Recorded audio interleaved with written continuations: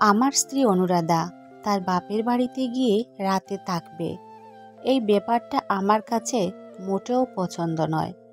এতই যদি মা বাবাকে দেখার প্রয়োজন হয় তাহলে সকালে যাবে, বিকালে চলে আসবে। রাতে থাকার তো কোনো প্রয়োজন হয় না। সকাল থেকেই আমার স্ত্রী বাপের বাড়ি যাওয়ার বায়না ধরছে। সেই সুবাদে সকালে টিফিনে আলুর পরোটা আর কষা মাংস বরাদ্দ হয়েছে। প্লেটে খাবার দিতে দিতে অনুরাধা বলল, আজ কিন্তু আমি মায়ের কাছে যাব। মাকে দেখতে অনেক ইচ্ছে করছে।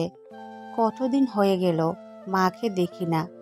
আলুর পরোটা ছিঁড়তে ছিঁড়তে বললাম, কই, রাতেও তো ভিডিও কলে মাকে দেখলে। এর থেকে যদি বলতে যে বাবাকে দেখো না, মেনে নেওয়া যেত। এমন মিথ্যা কথা বললে কি আমি তোমাকে যাওয়ার অনুমতি দিতে পারি বলো? টেবিলের উপর খুব জোরে কিছু রাখার শব্দ হলো। অনুরাধা সিমুইয়ের বাটিটা টেবিলের উপর রেখে রান্নাঘরের দিকে হাঁটা শুরু করলো। মাঝে মাঝে ইচ্ছে হয় টেবিলকে জিজ্ঞেস করি, বাবা, তুই আমাকে অভিশাপ দিস না। আমার জন্যই অনুরাধা তোর উপর বাটি প্লেট দিয়ে এত জোরে আঘাত করে। টেবিলের চিন্তা বাদ দিয়ে নিজের খাওয়ায় মন দিলাম। মেয়েটার রান্না বেশ দারুণ। খাওয়া শেষ করে অনুরাধাকে ডাক দিলাম। 2-3 বার ডাক দেওয়ার পর কেউ জোরে চিৎকার করে বলল, কি বলবে বলো? আমি কালা হয়ে যাইনি এখনো। আমি মুচকি হেসে ওর হাতে 500 টাকার একটা নোট দিয়ে বললাম, বিকালে বাড়ি চলে আসবে, রাতে কিন্তু থাকা যাবে না। অনুরাধা মুখ বেঁকিয়ে চলে গেল। আমিও মুচকি হেসে অফিসে চলে গেলাম। বাড়ি থেকে অফিস যেতে 25 মিনিট সময় লাগে। অফিসে পৌঁছানোর আগেই বউয়ের কল, আচ্ছা আমি রওনা দিচ্ছি, ফ্রিজে খাবার রাখা আছে, প্রয়োজন হলে গরম করে খেয়ে নেবেন।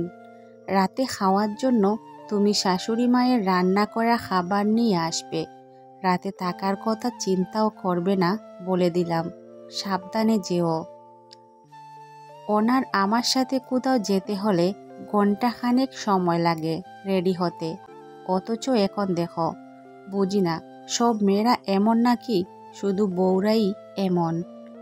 বিকেলের দিকে বাড়ি ফিরে দেখলাম অনুরাধা এখনো বাড়ি আসেনি। বাইরে প্রচণ্ড মেঘ হচ্ছে, হয়তো বৃষ্টি নামবে, নয়তো জ্বর আসবে। সব কিছু গুছিয়ে শ্বশুরবাড়ির দিকে রওনা দেব বলে ঘর থেকে বের হলাম। আজ অনুরাধা কিছুতেই আসবে না। এই মেয়ে বাপের বাড়ি গেলে আসতে চায় না, প্রতিবার আমাকে গিয়ে নিয়ে আসতে হয়। এবারও হয়তো একা আসবে না, আমাকেই যেতে হবে। তাছাড়া এমন দিনে শাশুড়ির হাতের কষা মাংস আর খিচুড়ি মিস করাও ঠিক হবে না। ঘর থেকে বের হতেই পাশের ফ্ল্যাটের কাকিমা বললেন, এই ঝড় বৃষ্টি আসবে, এমন সময় কোথায় যাও? এই তো কাকিমা, শ্বশুর বাড়ির দিকে যাই। অনুরাধা সকালে গেল, আমি এখন যাচ্ছি।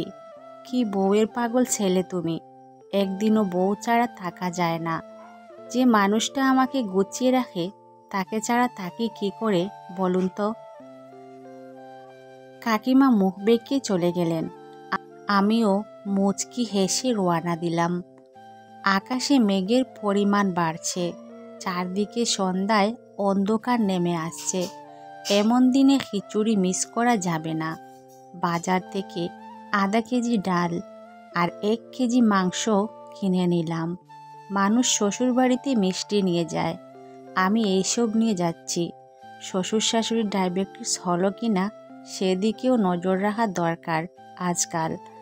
আমার এই স্বভাবটার জন্য প্রায় সকলেই আমাকে নিয়ে সমালোচনা করে, আমি নাকি বউ পাগলা, আরও কত কি। কিন্তু মধ্যবিত্ত পরিবারের লোকদের যে চাইলেই মাংস আর খিচুড়ি খাওয়া সম্ভব হয় না, তা আমি বুঝি। এত বিবেকহীন হলে কি চলবে? পৌঁছাতে পৌঁছাতে চারদিকে অন্ধকার হয়ে গেছে। শালা তার দিদিকে বলছে, দিদি, তোর বর আজ আর আসবে না। কেন শালা বাবু, আমি আসলে বুঝি তুমি অখুশি হয়ে যাও? দেখো দিদি, তোর বউ পাগলা বর এসে গেছে। একদিন তুমিও বউ পাগলা হবে শালাবাবু। শাশুড়িমা দৌড়ে এলেন।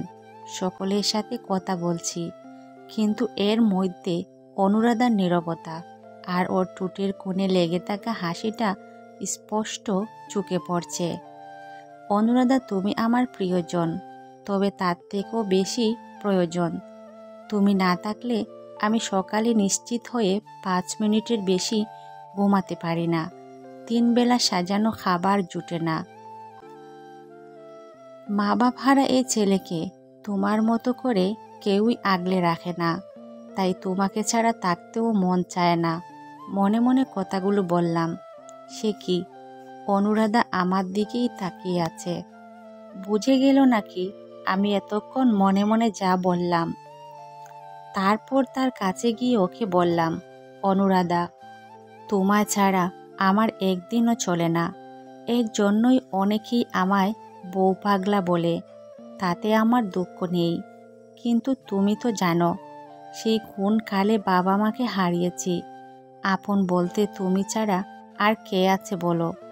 তোমায় যে বড্ড বেশি ভালোবাসি অনুরাধা। আর সেই জন্যই আজও অফিস থেকে বাসায় এসে তোমাকে দেখতে না পেয়ে তোমার কাছে ছুটে এসেছি। অনু আমার কথাগুলো শুনে আমায় বলল, আমি তো জানতাম তুমি নিশ্চয়ই আসবে। এতক্ষণ যে আমিও তোমার অপেক্ষায় ছিলাম প্রিয়।